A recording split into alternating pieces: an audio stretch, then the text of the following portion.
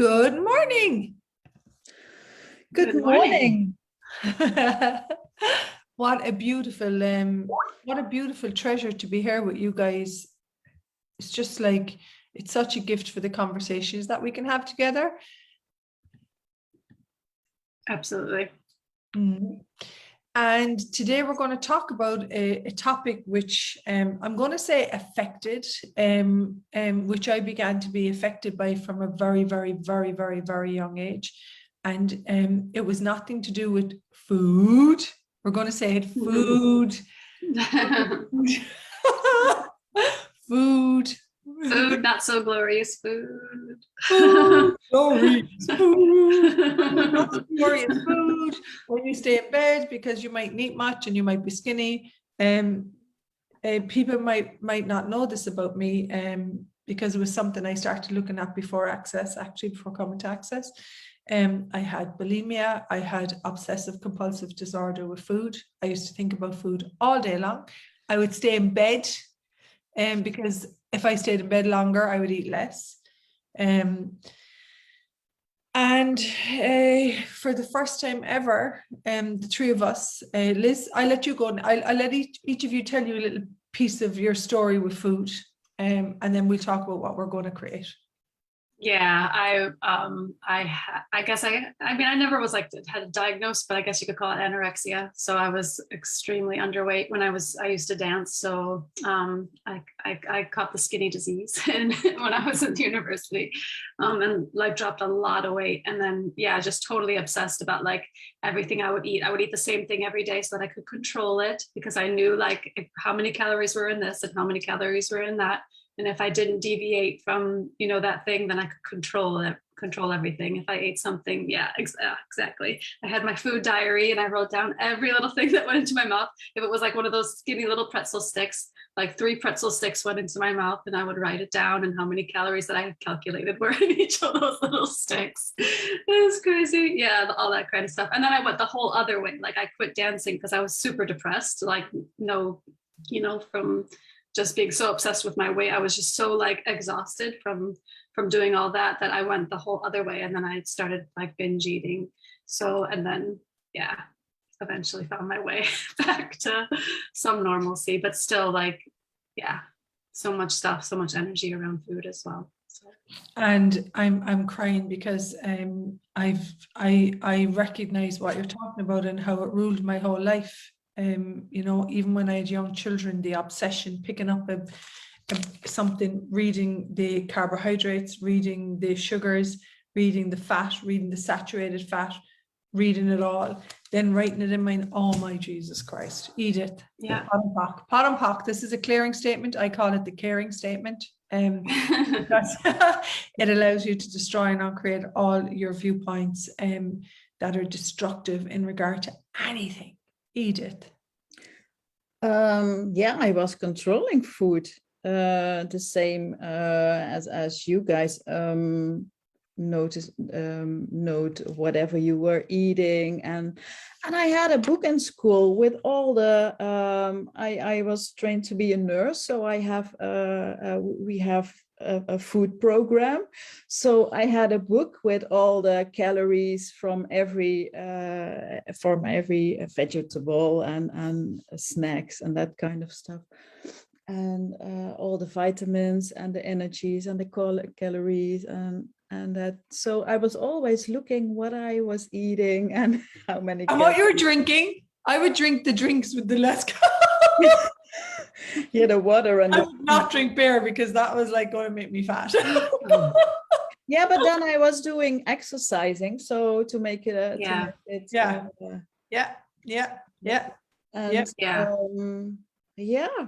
or I was going to the gym 4 times a week and going to bed early because otherwise I was gonna eat.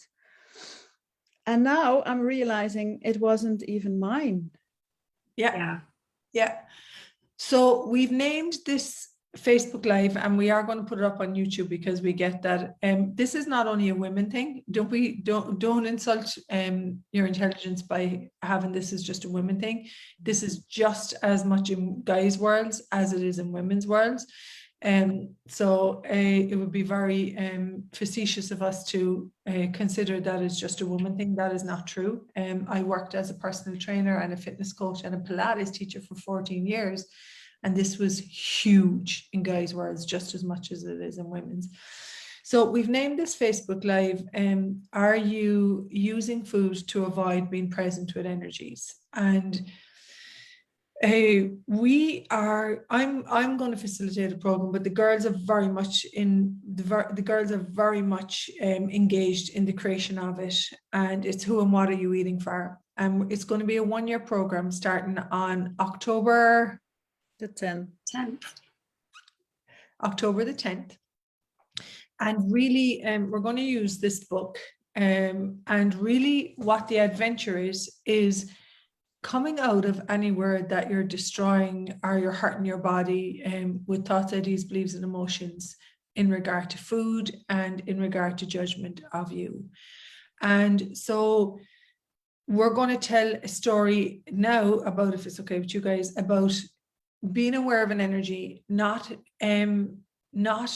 recognizing that you don't have to avoid that energy, and what can change with being present. Okay, so the day that I decided to do this course was I was renting an Airbnb, and remember I had been in recovery for food a lot. Like for me, I started my recovery with food, I think it was in 2006. So basically I was in this Airbnb. I parked my car in a parking space. A guy came in with a truck, and apparently I took his place, and he started roaring and screaming up at the Airbnb. Okay, so he's like, "Wah!" And he's outside my window, and I'm a single woman in a different country. I was in the Netherlands, and I'm like, huh? You know? And by now I have the tools of access consciousness, and I'm looking at this guy going, "You're actually crazy." And next I go to open my fridge, and there's a Mars bar, and my automatic pilot is to catch the Mars bar and go, okay? And I think I call one of you guys, and I'm like, okay, maybe it was you, Edith, and I'm like, okay, this is changing. And I hadn't done this for a long time, and it was just the awareness of going for the food to give me some sense of connection to my body, so I didn't have to deal with this energy. Instead of looking at this energy and go, who and what am I eating for? And allowing him to have his anger, and that I don't have to comfort me with something. It's different when I'm choosing to eat something from a place of it contributing to my body, but this was to avoid an energy. This was to take away the anxiety of that person. Yeah. I was in a class last weekend, and there was so much changing, and there was an enormous space, and I went to the kitchen and I thought, oh, I have to eat something. There is so much space. And then I thought, yeah, wait a minute.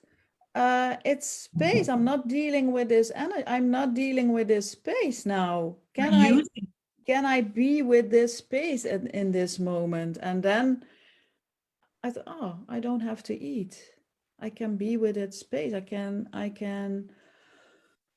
be a contribution to my body, and telling my body, oh, it's okay. We are going to be present let's present, and we don't have to eat. And it was such a difference. And this is huge, because so often we think that the space is emptiness, because when we've had that space, something is always taken away from it. So we're talking about the access consciousness body processes and bars processes that actually give you this space. And so often we haven't been shown how to use the space, and we avoid it instead of using it, and we fill it with something that's not going to lead to the creation of our future and our embodiment. So this is about choice with food, instead of an automatic piloting of just like, yeah. Yeah. I mean, and I can still do that. Like, I don't do it like I did before. Like, I used to just like eat all the time, but like now, even still, like, especially if I get like a little bit stressed, or like I have like a lot of energy and I don't know what to do with it. Yeah. Like if I know I have a lot to do, and I'm just like, and I do it like a lot of times if like I need a break, but I won't like just give myself like a break. I'll be like, oh, maybe I can, like, maybe I should eat something, maybe I can eat something. And it's like that little bit of escape or whatever, like for 5 minutes or something, go down and have a little something to eat, you know? And it's like, and I don't do it to like the extreme that I did before where like I feel sick, but at the same time, I'm still like not, I'm still feeding my body when it doesn't really require food or it doesn't really require to eat. So it's really, yeah, it's really interesting. And then too, you can still go into the head tripping afterwards, like, oh, I ate that and I didn't need to, and I'm being unconscious about it, and like all this craziness about, you know, how wrong it is and how bad it is to like, because there's so much judgment around food and like what you should eat, what you shouldn't eat, when you should eat, when you shouldn't eat.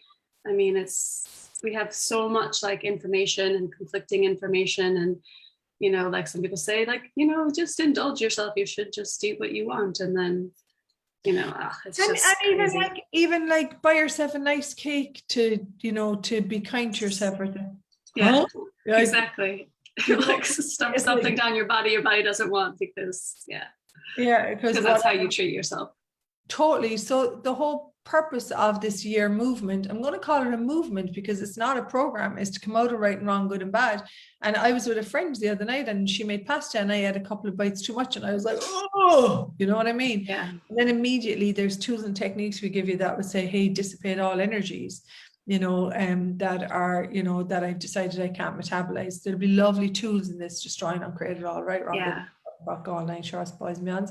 And like, if I can go like 2 bites over now versus like a plate full of food and be puking in the bathroom because my stomach is so full and I'm so sick, that to me is progress. You know what I mean? That's massive progress. Oh, totally. Isn't it? It's like I can catch it pretty fast now. You know what I mean? I can catch, and then there are things that I take a look at. One of my favorite things to do, I'm in Maastricht after like a long time. And one of my favorite things to do is there's this really gorgeous chai or coffee shop not a Dutch coffee shop, but actually sells coffee. And Debbie O'Brien was in the Netherlands and she wakes up one morning, it was her first time, and she's like, oh, there's a coffee shop, and she walks into like a weed at 8 o'clock in the morning before she comes to class. It's a coffee shop.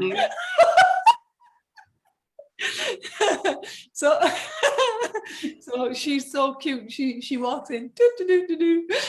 So anyways, that's so funny. So there's this shop and it's a coffee shop and it's right by the Mass. If you haven't sat by the Mass, oh, so beautiful. One of my favorite things is go there to get a favorite coffee, whether it be coconut milk or whatever it is, and just sit watching the water. So that's from choice. That's from like contribution to my body. It's something that's fun for me. And sometimes I might walk in and go, oh, actually, I don't want a coffee at all today. I just want to go buy a water. You know what I mean? Yeah. So, yeah. So I would say we're very proud to announce this project. There's a sense of pride in getting present with energies, because for me, when I began really working on this, Jesus Christ, I thought I would like, when I wanted to catch something and eat it. So I reckon, Liz, you said something to me, you said food is everywhere. And I don't underestimate the impact that judgment has on the use of food. So if you're looking to build some presence around this, come be with us for a year. And if you're just even getting a laugh from this conversation, you're like, I'm nowhere looking at my relationship with food right now. That's okay too. You know.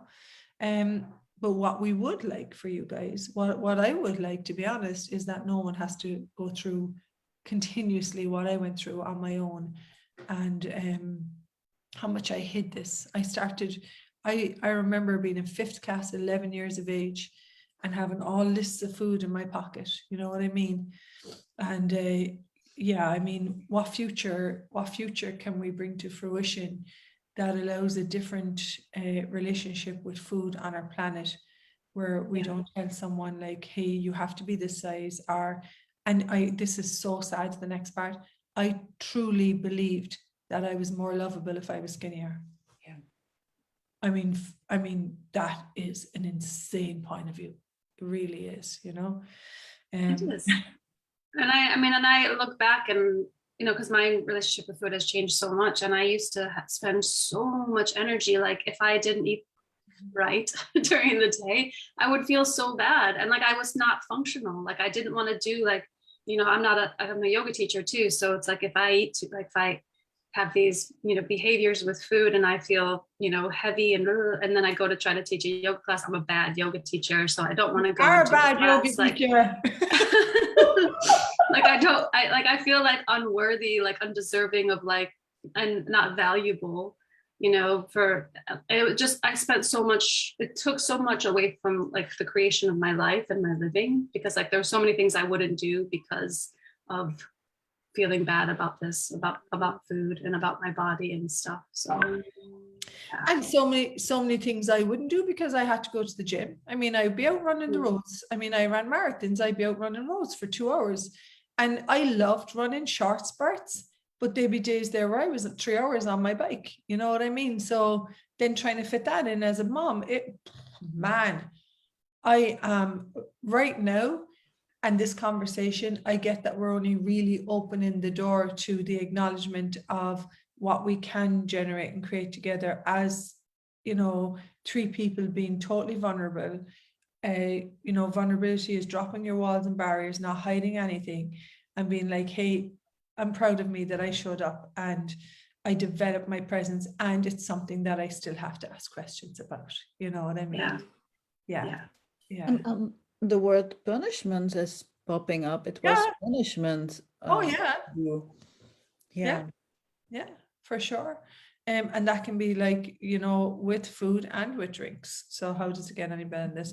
Can I just say that I'm just so proud to have conversations with the 2 of you guys that are really honoring the greatness of us.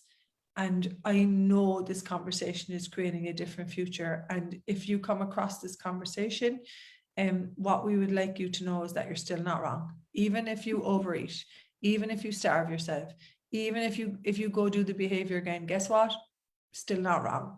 Still not wrong. Still not wrong. Still not wrong. And the chances are that there is a capacity of awareness that you are capable of being present with, that you just haven't opened up to. And one thing that we know, I'm going to let Liz, everywhere you think you're wrong, you're strong. Woohoo. And we now know that. We now know that. We now know that. So we'll have it ready. I think we'll be ready in a couple of days to launch. So how does it get any better than this? What is possible? And yeah, please feel free to message Edith. Edith's on Facebook, Liz or myself. If you have queries in regard to, it's going to be a 1-year program, because for me, it doesn't have a sense of honoring if we just do this for 2 months or 3 months, because I think it requires a long-term presence. Yeah, how does it get any better? I'm excited. Me too. Okay, bye for now, folks. Bye. Bye. Bye.